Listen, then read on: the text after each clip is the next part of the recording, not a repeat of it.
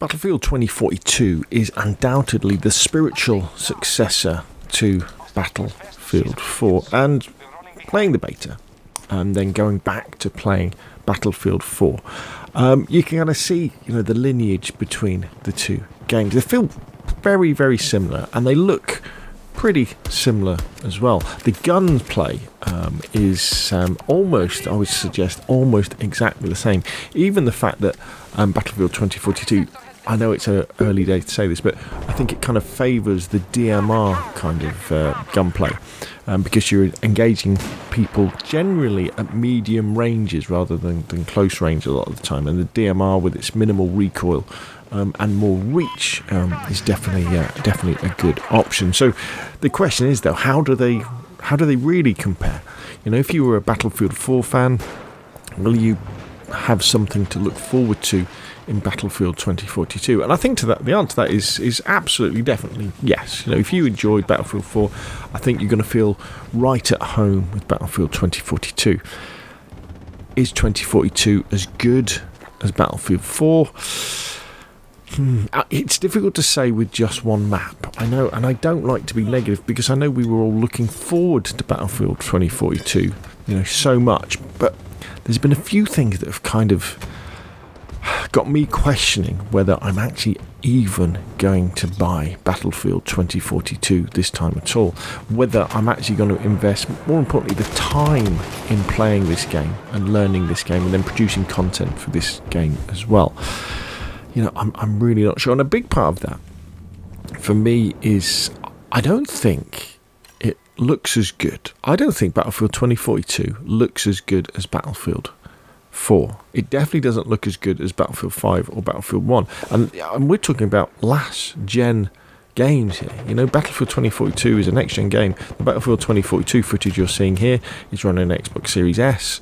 The Battlefield 4 footage is as well, but it's not like they've upgraded Battlefield 4.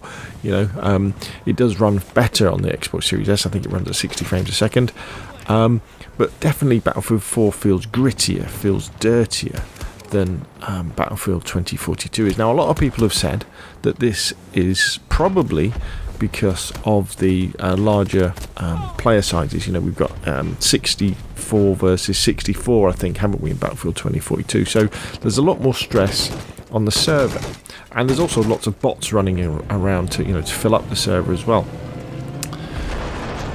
However, I don't think that's an excuse. I think what maybe we're seeing is the fact that Battlefield 2042, like Battlefield 5, has been rushed in its release. It doesn't have a campaign. Now, I'm not a big Battlefield campaign player. The only campaign I've really super got into in Battlefield was the Battlefield 1, the war stories, and I thought they were done very, very well. I didn't like the campaign in Battlefield 5.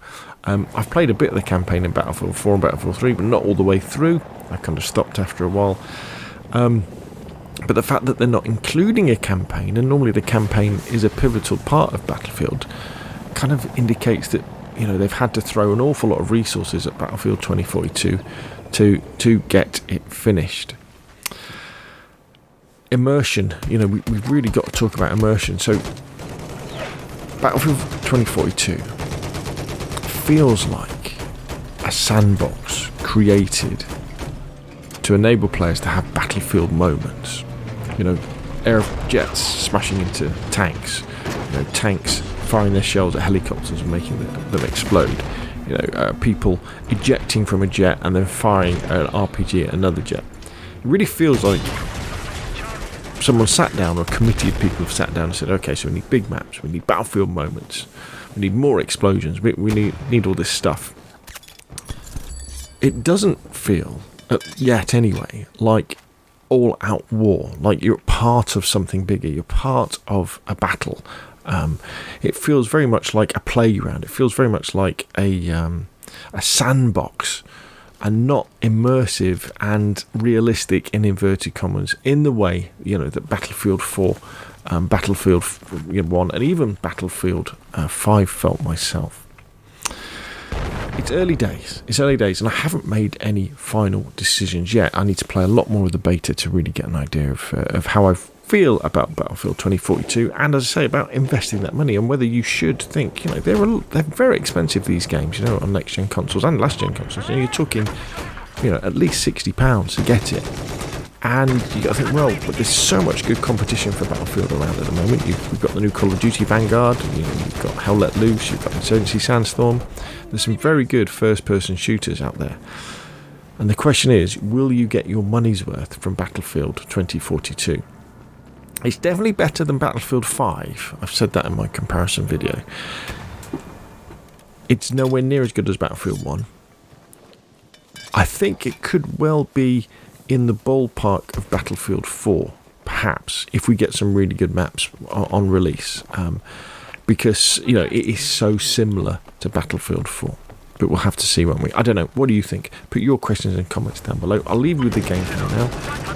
If you've enjoyed the video, hit like. If you want to see more of the same, press subscribe, and of course, I'll see you again soon.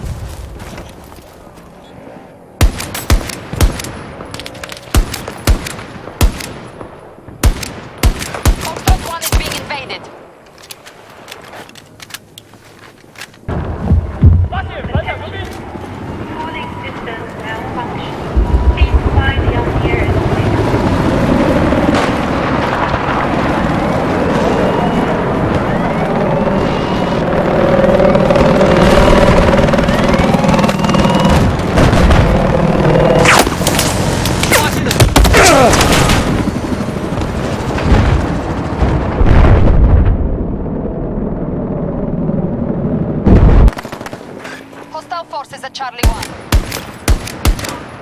We have control of Charlie sector.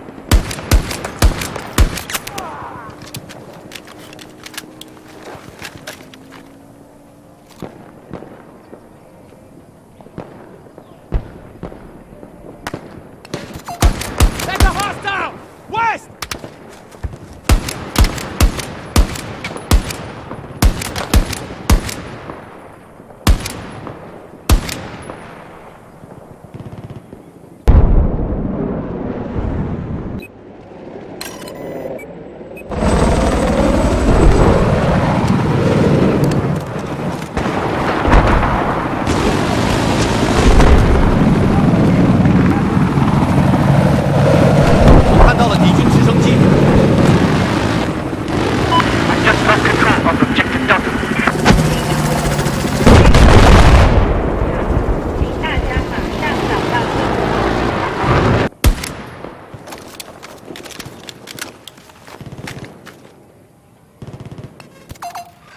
Tango, 260 degrees, 110 meters away.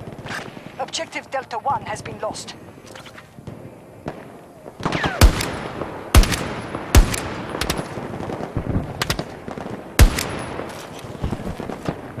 Our forces fully control Foxtrot sector.